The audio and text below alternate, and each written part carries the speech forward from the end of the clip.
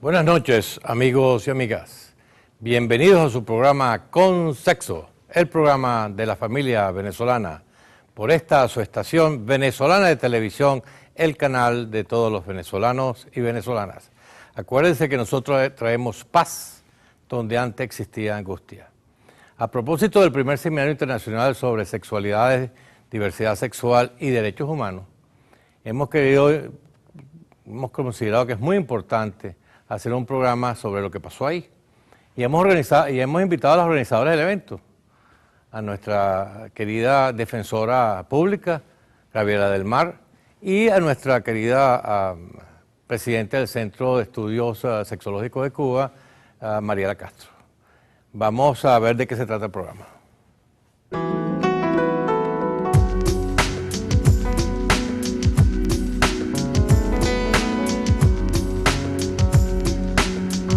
Hablando de toda esa gama de personas que tienen derecho, son inteligentes, son seres humanos que tienen derecho a que no se les discrimine y que tengan iguales posibilidades de trabajo y en fin, etcétera.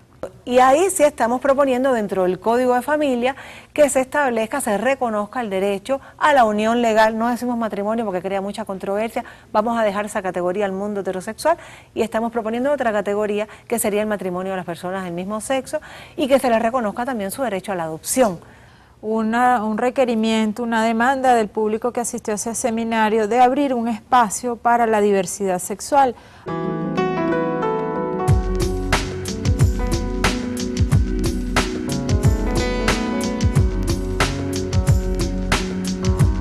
Bueno, les quiero dar las gracias por haber venido a la casa, que es la casa de todos. Es un programa muy interesante porque muchos venezolanos y venezolanas se quedan en su casa los sábados y acuden a Consexo para pasar un tiempo de aprendizaje y mucho humor, muchas veces hay mucho humor.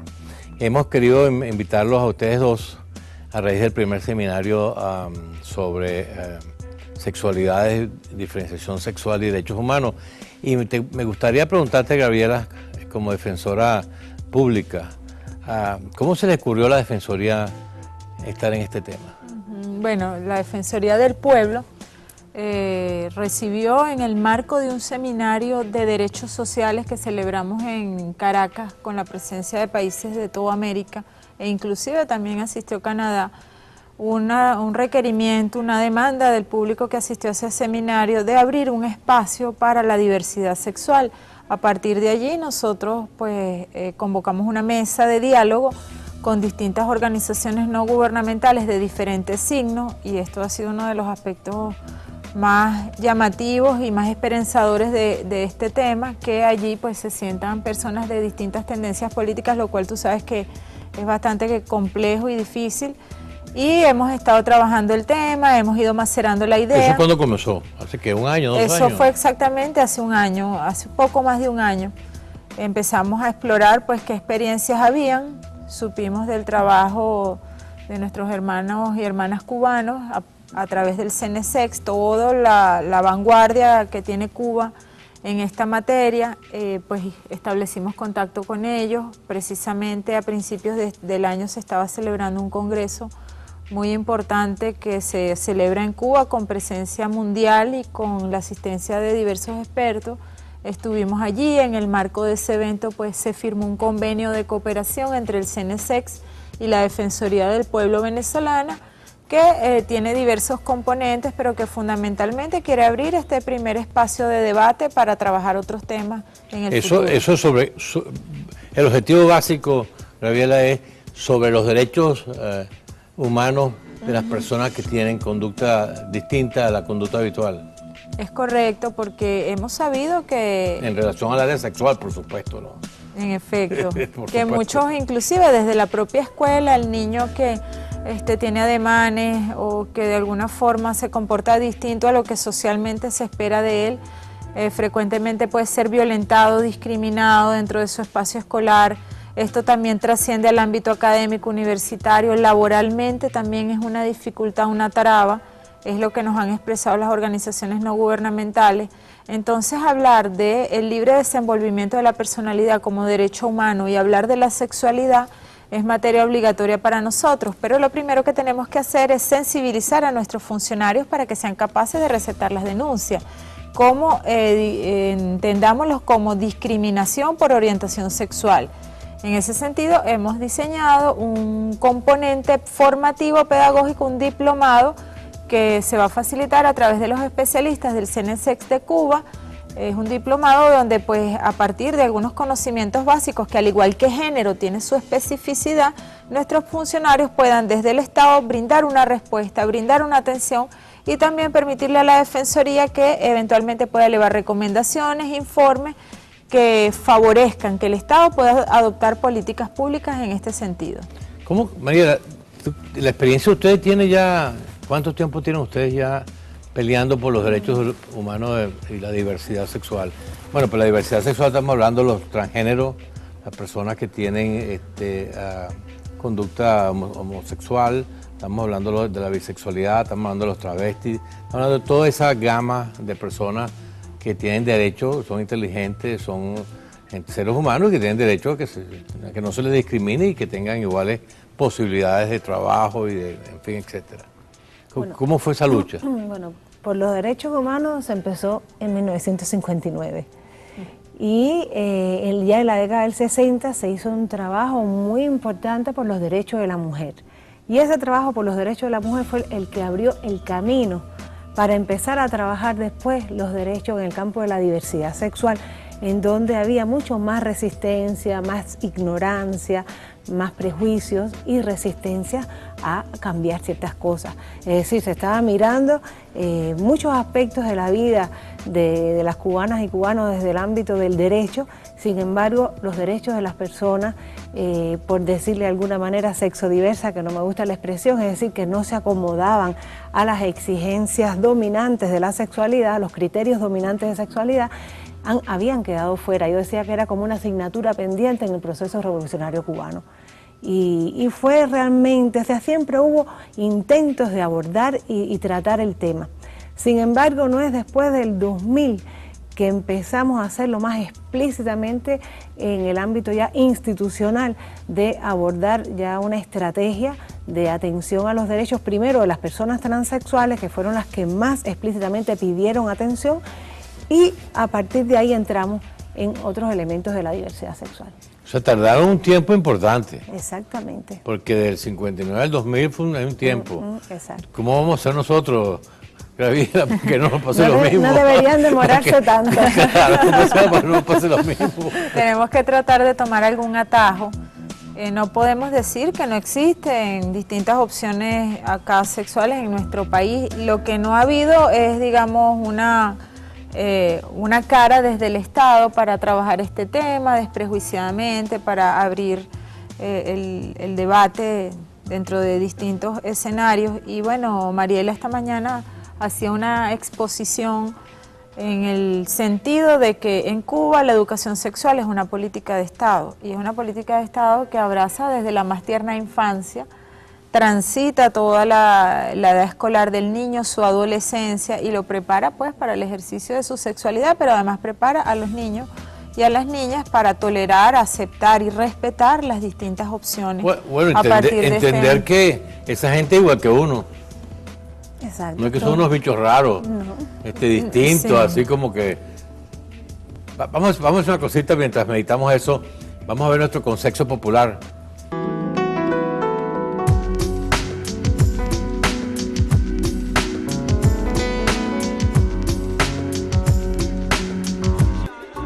Impresiones del seminario. Doctora Gloria Cariaga, secretaria general del ILGA, Asociación Internacional de Lesbianas, Gays, Bisexuales, Transexuales e Intersex. Doctora, ¿qué opinión le merece este primer seminario internacional que se está realizando acá en Venezuela? Bueno, yo realmente estoy muy entusiasmada y sobre todo optimista, porque creo que es un paso muy importante para la región. Hemos venido trabajando por la conquista de los derechos de las personas LGBT desde hace más de 30 años en la región, y creo que hoy estamos dando pasos importantes para realmente empujar una revolución. Hemos estado pensando en que hay que revolucionar la región, que hay que impulsar una democracia mucho más amplia, y creo que no podemos avanzar en la construcción de una democracia si no tenemos una sociedad plural que incluya a todas las personas y a partir de sus diferentes condiciones. Entonces yo creo que esta iniciativa de firmar un convenio y de impulsar un convenio entre lo que Cuba ha hecho y tratar de apoyar el proceso de Venezuela son pasos que pueden dejar huellas muy claras para la región latinoamericana. Doctor Alberto Roque Guerra, médico colaborador del CEMESEX, Cuba. ¿Tu impresión acerca de este seminario, que es el primero que se realiza acá en Venezuela? Hasta donde hemos visto las conferencias en la sesión plenaria ha sido excelente. Hemos comenzado exponiendo las experiencias nacionales referentes a lo que estamos haciendo en Cuba respecto a la educación sexual y a las políticas que se están realizando por el reconocimiento y el respeto de los derechos basados en orientación sexual e identidad de género en nuestro país, pero también hemos escuchado otras perspectivas, por ejemplo, de las iniciativas que se han hecho en Uruguay, del gran programa y ambicioso programa de educación sexual que están elaborando en ese país por la doctora Cerruti. ¿Qué expectativas hay con respecto a estos seminarios? Sin duda alguna, buscar lo que tenemos en común, trabajar en nuestras diferencias para establecer un plan de acción conjunto que mejore la educación sexual en cada uno de nuestros países, nutriéndonos mutuamente de esas experiencias que hemos acumulado hasta el momento, pero también en implementar políticas, en promover políticas a nivel de estados y gobiernos, en este caso en los países miembros del ALBA, para el respeto a la libre orientación sexual e identidad de género, y también una política en los países donde no existe referentes a la educación sexual como parte importante de las políticas sociales que hace cada nación. Rumi Quintero, representante de Divas de Venezuela, Asociación Civil. Danos tu impresión acerca de este primer seminario internacional que se está celebrando acá en Venezuela hacia la inclusión plena. Bueno, efectivamente, como dices tú, es un gran primer paso que se ha logrado gracias al trabajo mancomunado entre lo que somos las organizaciones de derechos humanos en aras del reconocimiento pleno de derechos e igualdad de derechos de las personas sexo, género diversas, entiéndase personas transexuales, transgéneros, transformistas, como se conoce aquí en Venezuela, las personas homosexuales, lesbianas y bisexuales, intersexuales, y bueno, para ustedes contar de toda la gran gama de la diversidad de sexo, género diversa que hay en la condición humana, ¿no? Omar Cabezas Lacayo, Defensor del Pueblo de Nicaragua. Procurador para la Defensa de los Derechos Humanos de Nicaragua. Bueno, vamos a hablar acerca de, primeramente, sus impresiones acerca de este primer seminario de diversidad sexual que se realiza en Venezuela con el avión de la Defensoría del Pueblo. Bueno, yo estoy sumamente feliz, ¿verdad?, con este seminario, porque se inscribe en un esfuerzo que venimos haciendo los procuradores defensores de derechos humanos de América Latina alrededor de los derechos humanos de las personas diversas sexualmente. En Nicaragua, precisamente, empezó este movimiento y yo me estoy haciendo acompañar aquí a esta cita con la primera procuradora especial para la defensa de los derechos humanos de la diversidad sexual del mundo. Y a partir de todo este trabajo, nuestros amigos venezolanos han retomado también el tema con mucha fuerza, Gabriela Ramírez, y en conjunto con Mariela Castro, del Centro Cubano tan importante, organizaron esto, y lo más seguro es que también de aquí vaya a salir el apoyo a la necesidad de que Naciones Unidas empiece a trabajar como se hizo con el niño, como se hizo con la mujer, como se hizo con la discapacidad, en una convención universal de los derechos humanos de las personas de la diversidad sexual. Este seminario tiene que inscribirse en este extraordinario esfuerzo que tendremos que hacer millones de hombres y mujeres de distintas lenguas, razas y credos para que se le dé un estatuto universal que proteja sus derechos a millones de hombres y mujeres diversos sexualmente.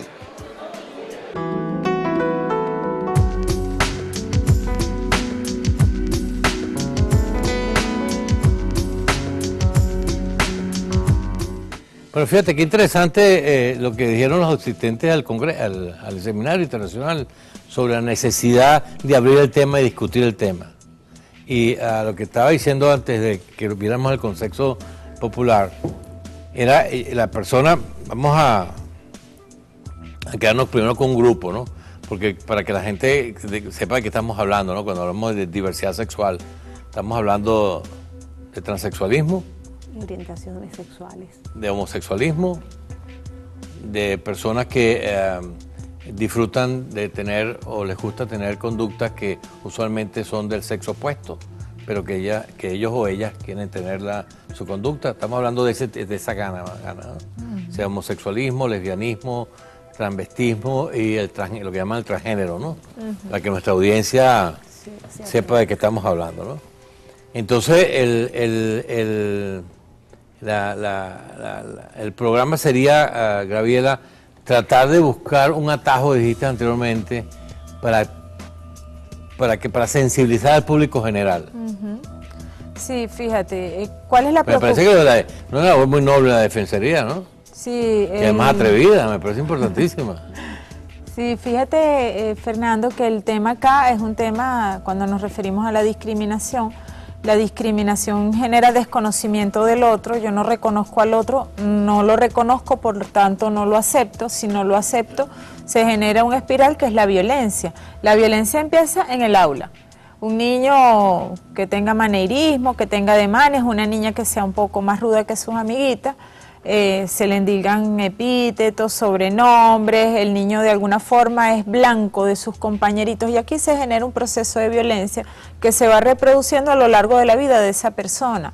Y por supuesto, una persona que vive violentada aprende a ser violenta.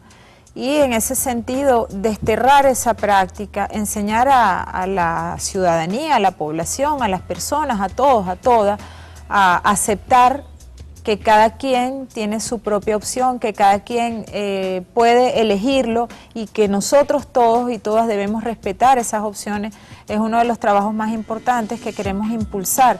Cada colectivo, cada organización no gubernamental que lucha por los derechos tienen distintas causas, hay inclusive pues quienes luchan por el matrimonio, hay otros que luchan por el reconocimiento de los derechos, hay otros que tienen otras demandas como es el tema de la intervención quirúrgica, pero en síntesis, desde la Defensoría lo estamos mirando como un problema de derechos humanos y de la dignidad de la persona, de que una persona se perciba, se autoconciba de una forma y que la sociedad lo acepte, inclusive con el tema pues del nombre y el registro civil, que ya se dio un paso en la Asamblea, pero es digamos un paso apariencial y no se está reconociendo lo que hay detrás del reconocimiento o la admisión del cambio de nombre. Entonces estos trabajos que generan rechazo ya en el día de hoy, pues a partir de la noticia se abren los foros, ustedes los pueden ver. Se invocan todos los santos, se pide protección del cielo para que no se hable de esto. Yo creo que en una sociedad asignada por la violencia, nosotros debemos trabajar por erradicar la violencia y la intolerancia, y no por discriminar y aislar a quienes de una forma u otra no son tan parecidos o parecidas a nosotros. ¿Cómo fue esa lucha al principio? Mira, yo supongo que sí fue difícil. Mucho lo que está diciendo Graviela te recuerda cosas, ¿no? Exactamente. Cosas duras, difíciles, sí, ¿no? Sí. Mira, te quiero decir una cosa. Yo creo que ustedes van a ir más rápido que nosotros, porque están moviendo estos temas en un contexto diferente al que nosotros lo vivimos. Cuando triunfa la revolución, todavía las ciencias y especialmente la psiquiatría estigmatizaba a las personas homosexuales. El avance científico en esos temas todavía estaba bastante limitado en esos años. Y tú sabes que lo que aporta la ciencia influye inmediatamente en las decisiones políticas, porque ¿qué referentes vas a tener? Y entonces, hasta 1974, la Asociación Americana de Psiquiatría, con una gran influencia en el resto del mundo, clasificaba a la homosexualidad como un trastorno mental. Y no es hasta 1990, el 17 de mayo de 1990, que la Organización Mundial de la Salud hace lo mismo. Es decir, que hubo un tiempo largo desde las autoridades científicas de instituciones de salud que se reconociera que la homosexualidad es 17 años después. ¿Cómo? Exactamente. 17 años después. Exacto, mucho tiempo. Y la reconocieran como una expresión legítima de la existencia humana, incluso no solamente la humana. Pero bueno, vamos a hablar de los seres humanos, no vamos a meternos ahora en el mundo animal. Pero por ahí viene, entonces todo eso influenciaba en decisiones educativas, políticas, en terapias que se hacían a las personas homosexuales para convertirlas en heterosexuales, como que a los heterosexuales se les da terapia para obligarlos a ser homosexuales. Eso es muy, muy doloroso y la gente sufría mucho por eso, por el estigma, por la exclusión. Y entonces, sobre todo dentro del grupo familiar, se refieren las vivencias más dolorosas y se intentaba poco a poco. Por ejemplo, la Federación de Mujeres Cubanas estaba en contra de las terapias, pero no tenía autoridad suficiente en esa época para que se modificara. La Federación de Mujeres Cubanas logró establecer, proponer, por ejemplo, el Código de Familia, un grupo de iniciativas que incluso en el Código de Familia aprobado por consenso popular en 1974, la propuesta que hacía la Federación de Mujeres Cubanas es que se considerara el matrimonio como la unión entre dos personas. La unión legal, todas esas cosas que dice el concepto de matrimonio desde el punto de vista legislativo, pero no fue aprobada así por la población. Y todo eso, bueno, se insistía, se publicaban libros, el famoso libro de Schnabel, el profesor alemán, El hombre y la mujer en la intimidad, que hablaba muy bien y muy actualizadamente desde lo humano y lo científico sobre la homosexualidad.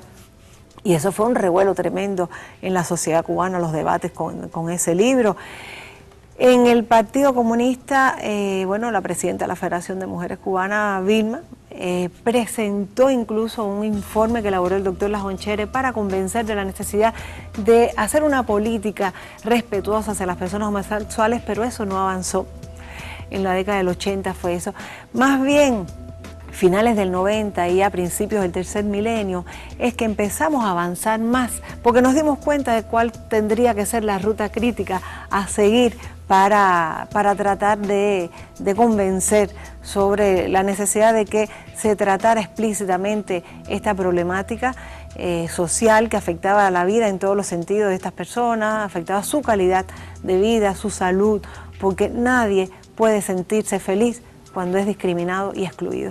Yo te quería preguntar una cosa, en la experiencia de ustedes, no hay diferencia entre una persona con patrón heterosexual, homosexual o bisexual en cuanto a inteligencia, capacidad de trabajo, buen corazón, capacidad de cuidado. En lo absoluto, en lo absoluto. Eso de que lo van a pervertir, no, que no. Si nada de eso encontraron ustedes en sus estudios. No, todo eso son inventos de los seres humanos. Incluso la manera en que interpretamos la sexualidad es cultural, lo hemos inventado históricamente. El modo en que interpretamos el género masculino y femenino y lo que se le asigna en su guión que debe cumplir en su rol de género para demostrar que es hombre o es mujer, es también inventos del ser humano. Vamos a ir al corte, porque como nosotros ahora, Graciela, con el liderazgo tuyo, vamos a tratar de que la gente entienda lo mismo, aunque yo creo que aquí hemos avanzado algo, pero vamos al corte y después discutimos esa parte del programa. Ya venimos.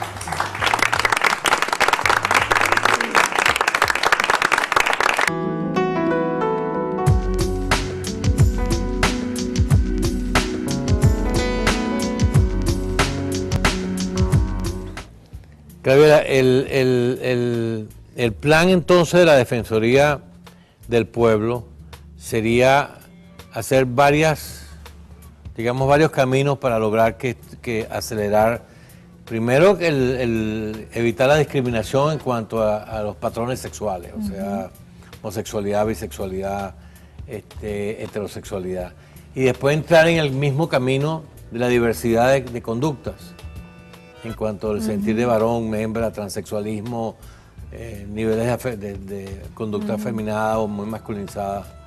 Sí, fíjate, nosotros tenemos dos bastiones. Uno es la vigilancia y la defensa de los derechos humanos de las personas. Trabajando este tema es muy importante, al igual que en el caso de la violencia de género, que exista un funcionario capaz, sensibilizado de captar, de tener la perspicacia de discernir cuando existe discriminación por causa de la orientación sexual. No tiene la misma, digamos, la misma habilidad un fiscal o una jueza formada en género para tomar una decisión judicial cuando conoce violencia de género que un fiscal ordinario o un juez penal, por decirlo de alguna forma. O sea que esa va a ser una población target. En efecto, nosotros ¿qué queremos? No queremos crear una defensoría especial, pudiéramos hacerlo en aras de desarrollar líneas de investigación, que es otra de nuestras potestades, elaborar informes defensoriales que permitan al Estado, al Ejecutivo y a los distintos poderes públicos tomar decisiones. Ahora nosotros queremos transversalizar una formación en materia de diversidad sexual con el apoyo del CNSEX y los especialistas del CNSEX, para que nuestros funcionarios estén en la capacidad de discernir y de captar cuando estamos en presencia de una vulneración de un derecho humano por orientación sexual, un caso de discriminación por orientación sexual. Estos datos, como tú bien sabes, Fernando, nosotros al final del año entregamos un informe con el patrón de vulneración a los derechos humanos. Este informe se los damos a conocer a los distintos poderes públicos, al Ejecutivo Nacional, lo presentamos anualmente ante la Asamblea Nacional y a partir de allí impulsaríamos políticas públicas. Ojalá tuviéramos nosotros el poder de evitar o garantizar los derechos. Podemos trabajar primero para visibilizarlos. Hace 2 años la Comisión Permanente de Familia, Mujer y Juventud en la Asamblea Nacional sancionó una ley sobre el derecho de las mujeres a una vida libre de violencia. Ese problema que estaba desdibujado en la jurisdicción penal, ahora tiene su propio peso, tiene sus fiscales, tiene su jurisdicción, tiene una atención especial. Desde la Defensoría hemos abierto líneas de investigación. En los próximos días vamos a entregar, por ejemplo, un informe sobre cómo se ha aplicado la ley en el área metropolitana de Caracas. Con esta formación tendríamos nosotros la capacidad desde la Defensoría de mostrarle al Ejecutivo, al país y a la opinión pública. Y al Legislativo también, para ver si... Al Legislativo, en efecto, los patrones de vulneración a las personas que tienen distintas opciones sexuales a las tradicionalmente aceptadas. Esta es una pregunta por algo que tú dijiste anteriormente, Gabriela. Esa ley que se pasó sobre el registro, el derecho a cambiar nombre, que tú dijiste que era un pedacito nada más de lo que se quiere. Quiere decir que en esta línea de pensamiento que tú estás expresando ahorita, se podría tener suficiente data para probarle a la Asamblea la necesidad de que la ley sea perfeccionada, entonces. Fíjate que la ley admite y reconoce que una persona pueda cambiarse el nombre. Hay otros países que tienen otra mirada. Hay países donde inclusive se asume esto como la corrección del género. Es decir, el sexo asignado al nacer y el sexo con el cual la persona está identificada. Nosotros en nuestro país no estamos vislumbrando esa perspectiva, sino, por ejemplo, yo me llamo Gabriela y ahora pues quiero tener otro nombre o el nombre que tengo no me gusta. Bueno, existe esa posibilidad, es un avance, Entonces, es posible que entonces, producto del acuerdo que se está haciendo, se pueda buscar se pueda obtener toda una evidencia que le permita decirle desde la Defensoría a la Asamblea, esta ley tiene que ser más profunda ahora, o más tiene que haber estos cambios, o no va a ser posible eso. Naturalmente que puede ser posible, y para eso, y cuando nosotros elevamos una recomendación o elevamos o instamos o exhortamos a la Asamblea, al gobierno, a los poderes públicos, es con el sustento que nos da nuestra receptoría de quejas, por decirlo de alguna forma. Por eso es importante que nuestros funcionarios tengan la sensibilidad, porque inclusive con el tema de la transexualidad, y nosotros lo hemos mencionado, cuando una persona es transexual femenina, es decir, una persona que nació genéticamente varón y se viste de mujer, a veces esa circunstancia es vista inclusive como un delito. Y cuando viene un funcionario policial ya le parece sospechosa esa situación. Y al criminalizarse esa situación, pues se está criminalizando la condición y la opción de la persona. Entonces, esos son los temas que nosotros tenemos que trabajar. Y el tema del nombre es apenas un aspecto. O sea, un principio. Es un aspecto de las distintas aristas que nosotros tenemos que empezar a conocer desde los sistemas de identificación, desde los sistemas, desde el sistema escolar y bueno, la vulnerabilidad de los niños que tengan manerismo, que sean en sus ademanes distintos y sobre otros tantos aspectos que, como te digo, mientras no los receptamos, no pudiéramos tener nosotros como la consistencia o la seriedad para elevar las recomendaciones al Estado. Y es precisamente lo que vamos a trabajar con el CNSEX, la capacidad de reconocer, de discernir, de receptar este tipo de denuncias para nuestras observaciones, hacerlas como, por decirlo de una forma, con conocimiento de causa. ¿Cómo te lo manejaron ahí, Mariela? Mira, nosotros empezamos la atención a personas transexuales en 1979, que fue la primera persona que se presentó a pedir ayuda en el CNSEX. Y se buscó qué se hacía en el mundo sobre esto, y en aquel momento ya la Asociación Internacional de Disforia de Género, Harry Benjamin, tenía establecido como parámetros de estudio, diagnóstico y tratamiento, porque se considera todavía en la psiquiatría un trastorno de identidad de género. Sin embargo, nosotros en este congreso en enero planteamos una declaración para la despatologización de la transexualidad porque no consideramos que sea un trastorno mental. Es una peculiaridad que tienen esas personas cuyos misterios algún día descubriremos, pero si lo estigmatizamos patologizándolo, los ponemos en una situación de vulnerabilidad social. Entonces, desde aquella época se establecieron todos estos parámetros de atención. Se estableció dentro del Sistema Nacional de Salud Pública tanto la atención psicológica como el tratamiento hormonal. Se hizo la primera operación en el año 88 exitosa de cambio de sexo. Por protesta de la población se interrumpió este proceder y no fue hasta el año 2000. La misma población no terminaba de aceptar, de entender eso. No, pero tampoco había una contraparte que les dijera para poder entender, porque no se aceptó ni siquiera lo que nosotros se lo explicáramos. Entonces, en fin, que no fue hasta el 2007 que retomamos otra vez las operaciones con la asesoría de médicos cirujanos belgas muy avanzados, con mucha experiencia de éxito en este tipo de operaciones. Y bueno, pues el Ministerio de Salud Pública aprobó una resolución para disciplinar la atención especializada a las personas transexuales desde el Sistema Nacional de Salud. Y bueno, reconoció el papel de esta comisión de atención integral a personas transexuales que dirige el CNSEX. Después, desde antes ya hemos estado insistiendo en dos iniciativas. Una es un decreto ley de identidad de género para que la persona transexual no se sienta obligada a la cirugía para obtener el reconocimiento legal de su cambio de identidad de género. Porque no todas pueden operarse por problemas de salud, ni todas lo desean.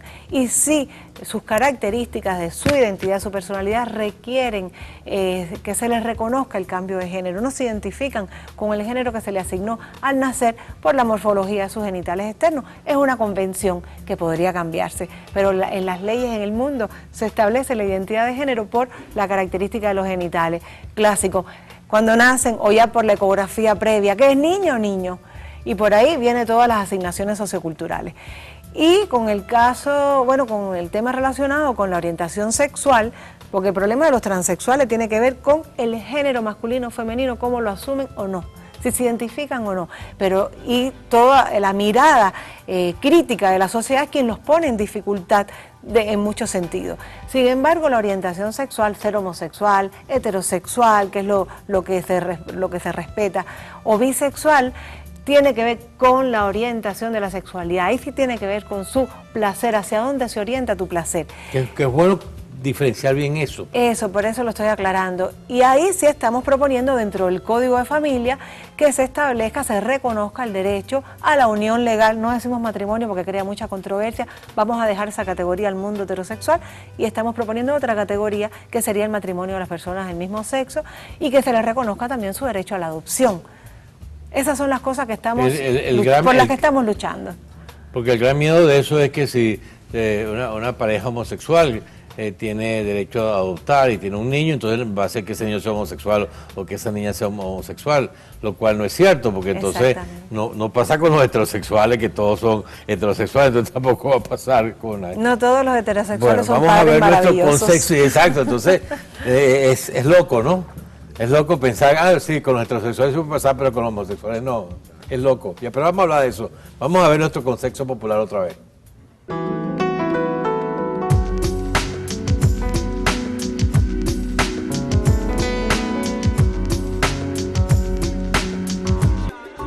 Vamos realmente hacia la inclusión. Doctora Estela Cerruti, Uruguay. Creo que fundamentalmente importa decir que no conozco en profundidad o no conocía en profundidad la situación y la trayectoria, pero siento que hay un interés por iniciar una reflexión, por iniciar un debate sobre esta situación social y sobre todo de generar un ámbito de derechos humanos y de no exclusión de las distintas personas, cualquiera sea su sexo, su orientación. Y esto me parece muy positivo.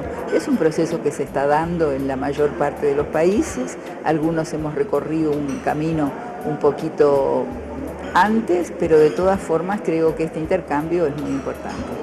Doctora Diana Mafía. Doctora, su impresión acerca de este primer seminario que se realiza acá en Venezuela.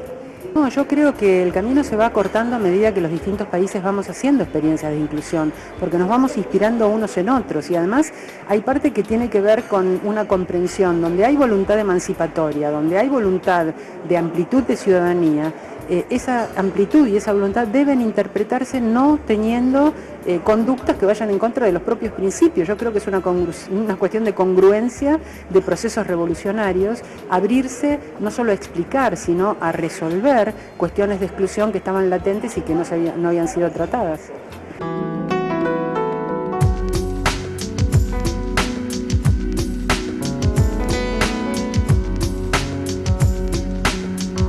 Algunos piensan que sí vamos hacia la inclusión total y otros piensan que no. ¿Qué dice nuestra querida defensora? La inclusión es un anhelo muy antiguo de la humanidad y permanentemente debemos estar construyéndolo, debemos estar promoviendo valores de paz en un mundo que cada vez se fragmenta de muchas maneras. Bueno, y el caso cubano es emblemático en el sentido de cómo Cuba ha sido apartada deliberadamente y con desinformación sobre lo que ocurre dentro de Cuba para excluirla. Bueno, en el caso, que es otro caso, que es el caso que nos ocupa en este escenario, es tratar precisamente de generar esas condiciones para que nosotros tengamos una sociedad mucho más humanizada, mucho más respetuosa del derecho del otro, de la persona, de la otra, el reconocimiento que es la paz, la capacidad de todos los seres humanos de aceptar, no tolerar, de aceptar y respetar las opciones que son intrínsecas a la dignidad de la persona y que la dignidad es un concepto que transversaliza nuestra Carta Constitucional, que es pues, el libre albedrío, como lo diría la Biblia, o la particular visión del mundo, y que una persona no puede ser colocada aparte o afuera simplemente porque ejerce de manera que no nos gusta a la mayoría su vida, su personalidad,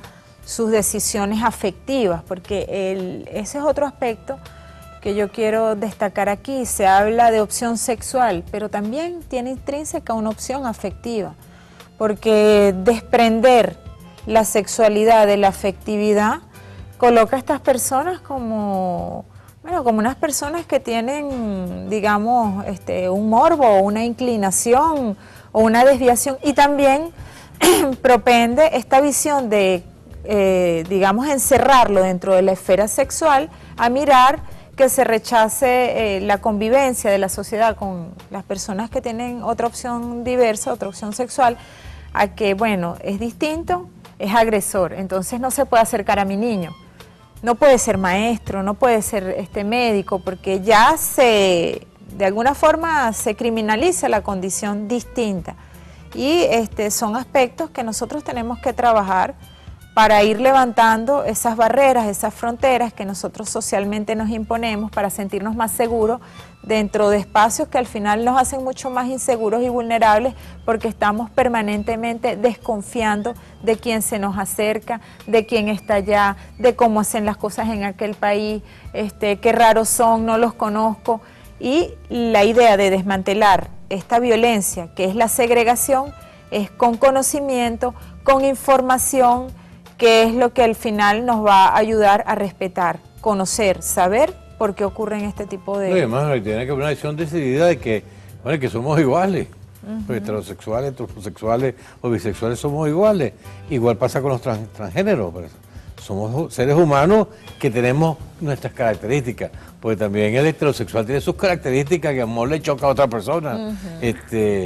Y ahora, el pueblo venezolano resolvió ese asunto entre el sexo y el amor, cuando dijo que mientras haya amor no importa el sexo. Vamos al corte.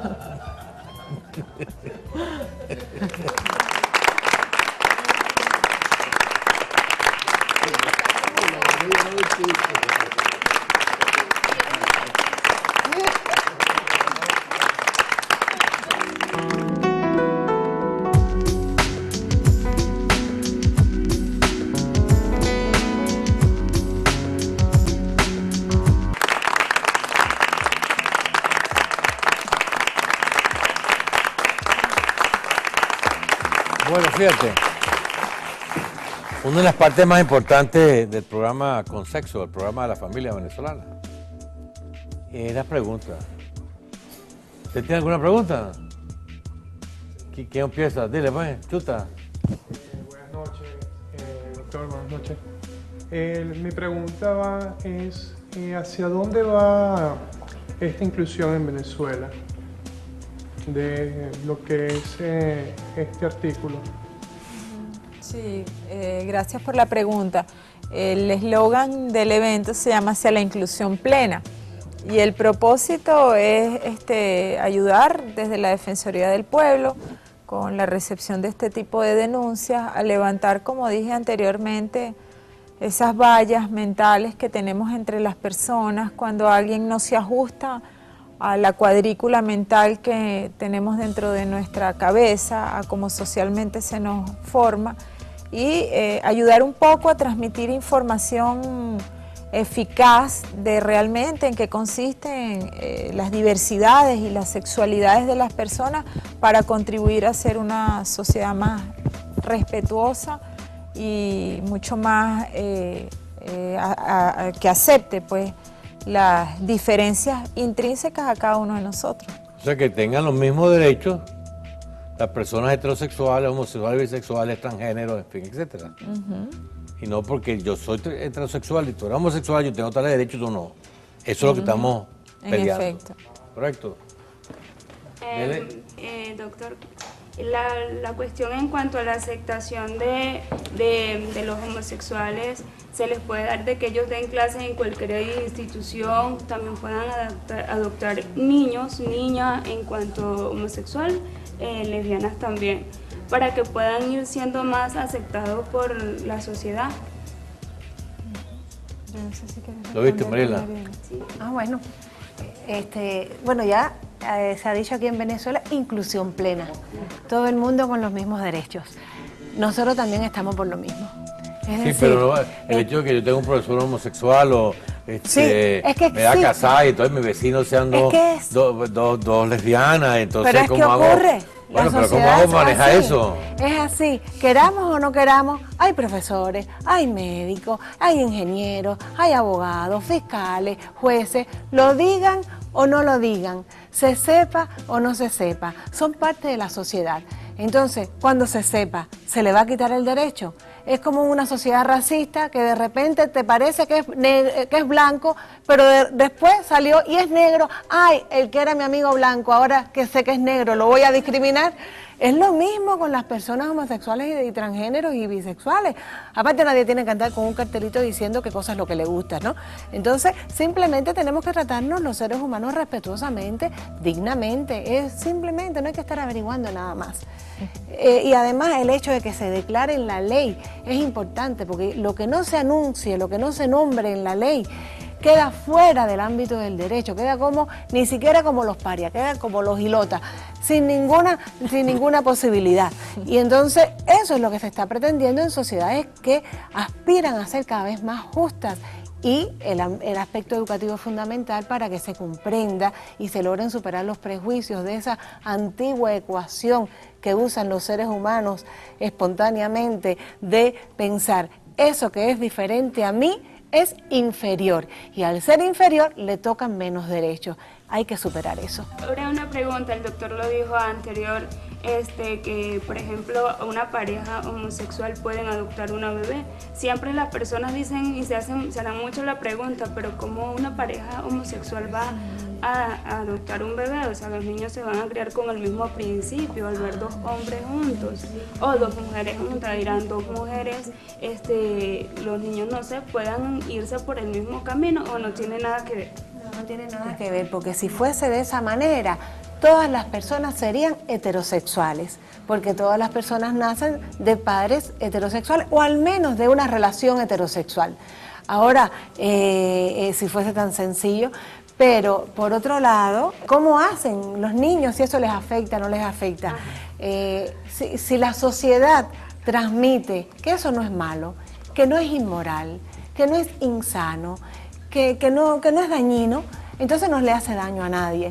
Si la sociedad transmite que es bueno tener una madre y un padre, como tener dos mamás y dos papás, y además son personas que sienten un gran amor por atender desde su maternidad y sus paternidades adecuadamente a sus hijas y sus hijos, pues bienvenidos. Pero además nadie nace sabiendo madre y padre. Todo el mundo debe aprender ese proceso. Tanto los heterosexuales como los homosexuales cometemos errores como madres y como padres, porque no existe la escuela de padres que te ayude a elaborar esas contradicciones, esas dificultades de cómo hacerlo mejor. Entonces eso le pasa lo mismo a unos y a otros, porque somos la misma especie. No es que los homosexuales sean extraterrestres, somos la misma especie que pasamos los mismos procesos de aprendizaje de acuerdo a lo que la cultura establece. Entonces, en ese sentido, lo que tenemos es que ayudar, ir al psicólogo, a un orientador educativo, tanto los heterosexuales, las parejas, como las parejas del mismo sexo. ¿Quién sigue ahí? Yo, buenas noches, doctor. Se ha hablado mucho de los... de padres uno, esposo dos, esas materias no se ven en primaria y secundaria. Tendríamos que enseñarlo. Sí, habría que enseñarla, ¿no? Buenas noches de nuevo. Se ha hablado de los derechos del grupo de personas transgénero, homosexuales. ¿Hasta dónde puede llegar los derechos? Y si tienen derechos, ¿podrán tener deberes, obligaciones? La idea que nosotros estamos promoviendo es que exista una igualdad. No se puede hablar de inclusión sin igualdad, y la igualdad es intrínseca a que todos debemos tener los mismos deberes y los mismos derechos. El respeto, la tolerancia, los principios de no violencia. Pero para hacer el ejemplo ilustrativo, hace apenas un par de fines de semana, Fernando, salía una investigación en un diario de circulación nacional el día domingo, donde le preguntaban a los caraqueños cuál sería el vecino que menos quisiera tener. Y está la persona homosexual de tercer puesto con un 58%. Imagínate tú los niveles de discriminación aquí en Caracas, que se supone que es la ciudad que es abierta, que en Caracas, como dicen en el interior del país, eso es allá en Caracas, que son digamos, liberales, abiertos. Bueno, y de primero está un narcotraficante, de segundo está un homicida, y después, y de último los corruptos, como con 25%. Entonces imagínense, bueno, la inversión de valores y cómo nosotros tenemos que construir valores de respeto, de no violencia y sobre todo, pues, de que la sociedad lo que necesita son normas de convivencia y de respeto para tener una sociedad mucho más pacífica. Sí, no importa que el vecino sea heterosexual, homosexual o bisexual, lo importante es que sea un buen vecino, que sea respetuoso, solidario. El que viene. Bueno, yo la pregunta mía ya la hizo aquí la muchacha, entonces yo voy a aprovechar para felicitarlo por ese congreso que debería ser no una vez al año, más seguido, y un programa así más seguido, doctor, porque a mi edad estoy nutriéndome con esto sobre la homosexualidad, la pareja. Todo esto yo le pido, por favor, doctor, otro programa de esto, con esta misma materia. Bueno, haremos más. Ok, gracias. ¿A qué viene? Ajá. Ante que todo, buenas noches para todos los presentes, todos los televidentes y las personalidades invitadas, usted, doctor. Bueno, mi pregunta va dirigida de la siguiente forma. Yo quisiera saber si ha sido consultada, por decirlo de alguna forma, la opinión de la Iglesia Católica dentro de este nuevo, digamos, derecho, ya que se está hablando de los derechos. Ok, se considera que son seres humanos también y hay que respetarlos, pero, o sea, ¿cómo se ve afectada también la sociedad, diría yo, o si se ve, digamos, alterada? Alterada, exacto, por ahí la sociedad, ¿cómo lo tomarían? No sé. Gracias por la pregunta. Es muy interesante porque tradicionalmente ha sido precisamente la Iglesia Católica quien ha estado poniéndose más a esta suerte de debate en la Asamblea Nacional. Ustedes recordarán que se promovió una reforma constitucional que apenas quería incluir en el artículo 21 la mención expresa a la prohibición de todo tipo de discriminación que involucrara la orientación sexual, aspectos que, por ejemplo, se incluye la Constitución del Ecuador, que fue también aprobada en un proceso constituyente. Hubo una gran resistencia, los sectores religiosos se pronunciaron en contra, por supuesto no públicamente, pero fíjate que la paradoja es que la Iglesia está atravesando una crisis moral terrible y es precisamente por los casos de pedofilia con niños, donde la Iglesia ha silenciado y ha tratado pues de tapar con un velo de oscuridad el tema de los abusos a los niños por jerarcas eclesiásticos, por curas, etc. Y yo creo que precisamente el tabú, que precisamente tratar de fingir que se es lo que no se es decir, que yo quiero parecer una persona más moralista que las demás porque predico unos principios morales, porque además soy hombre, etc. Y detrás de esa apariencia existe el tabú de la homosexualidad porque tradicional y históricamente ha sido rechazada, más daño se hace socialmente porque esa persona a veces está atrapada bajo esa apariencia moral y precisamente se generan más condiciones para que haya violencia cuando, por ejemplo, pues un principio eclesiástico, el celibato, que no es tal porque al final se generan este tipo de prácticas en los predios eclesiásticos. Entonces, en este momento y en este momento histórico, yo creo que la Iglesia atraviesa una enorme crisis y tenemos que buscar los valores sociales que deben orientar a los pueblos dentro de las propias sociedades y dentro de la familia y dentro de los principios de respeto y amor que se deben divulgar desde el seno de la familia. ¿Tú querías Sí, yo quería decirles que sí, este tipo de debate crea contradicciones en las sociedades porque es una pelea ideológica desde lo más profundo de lo que el ser humano ha construido, incluso desde las instituciones religiosas, que también aborda su manera de ver no solamente el mundo, sino la sexualidad. Y ver el lugar del hombre y de la mujer en la sociedad. Entonces en Cuba también ha generado un debate, pero en Cuba no predomina tanto la Iglesia Católica, somos un estado laico, y hay más influencia de las religiones animistas africanas, que son en ese sentido mucho más libres, aunque también son machistas. Entonces, en el sentido popular. Y entonces, bueno, pero hemos tenido un gran apoyo de algunas iglesias evangélicas y algunas incluso organizaciones cristianas no católicas La Iglesia Católica se ha pronunciado de manera, bueno, en desacuerdo con lo que estamos planteando y nosotros lo comprendemos. No podemos pretender que los representantes de la institución católica se pronuncien a favor de ello. Siempre contamos con que esa es una parte de la oposición que tendremos en este proceso y lo comprendemos. Ellos responden disciplinadamente a las exigencias del Vaticano, del Papa, a las cosas que va estableciendo como pauta y es comprensible y no tenemos que molestarnos ni preocuparnos porque predominan diferentes maneras de pensar. Lo más importante es que estamos actuando por el mismo fin, por el bienestar del ser humano, por la inclusión, porque no haya discriminación, porque no haya injusticia.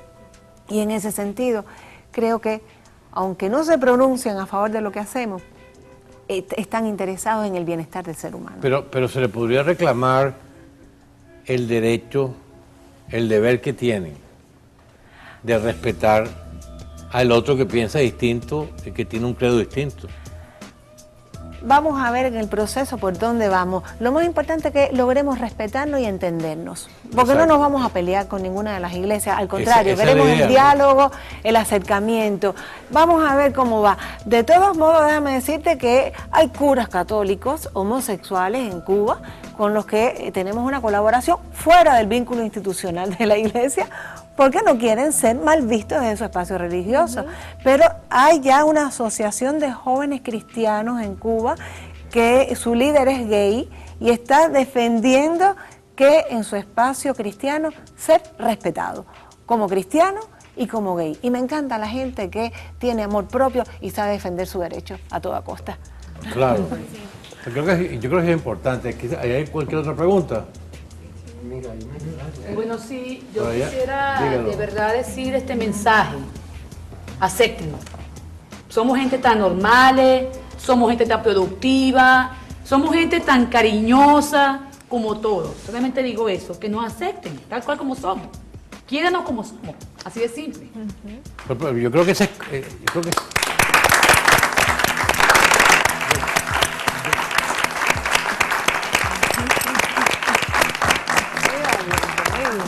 Yo creo que esa es conducta meta, que bueno, somos todos humanos, todos tenemos los derechos, y yo creo que eso es lo que se está buscando, ¿no? Exacto. Sí.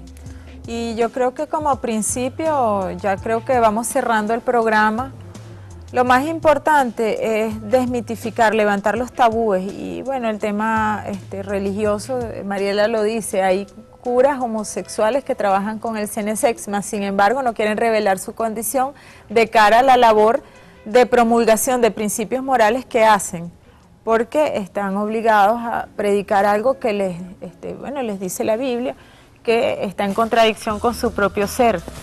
Y es importante que nosotros levantemos los tabúes, porque en el tabú es donde se generan las distorsiones. Nosotros tenemos que hablar transparentemente de estos temas, mostrarle a los niños cuando preguntan de qué se trata esto o de qué va aquello, para que sepan los niños y ayudar a los niños a descubrir su propia identidad, no forzarlos a imponer la identidad.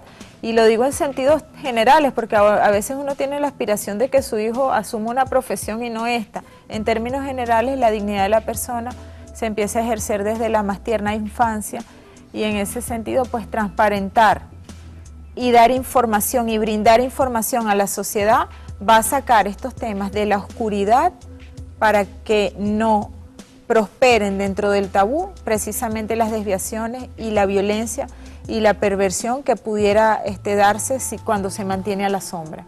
Lo que queremos es que la sociedad lo conozca, lo maneje, pueda elegir libremente, pero sobre todo respetar y aceptar la dignidad de la otra persona.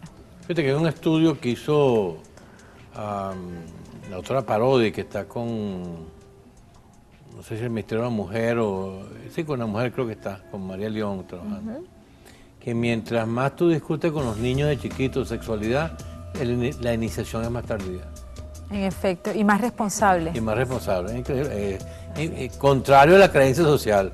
Que si le habla, le vas a incitar, ¿no? O que se puede promover una iniciación temprana. Lo que promueve la iniciación temprana Es la cantidad de mensajes Claro. con que son bombardeados nuestros niños con invocaciones sexuales subliminales. Es mejor hablar directamente de los temas y que nuestros niños Lo puedan mismo elegir. pasa como eso.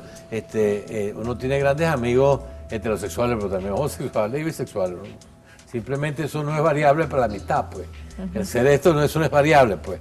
Lo importante de la amistad es que tú tengas buen corazón, que quieras ser amigo, que quieras ser solidario. Y igual pasa con el transgénero y con todo eso, pues. Bueno, nosotros nos vamos. Se fue el programa rapidito, pero sabrosito, como dicen por ahí. Hemos tocado una serie de temas interesantes, familia, para digerirlo. Acuérdense que nosotros traemos paz donde antes existía angustia. Bueno, nos vemos el sábado que viene.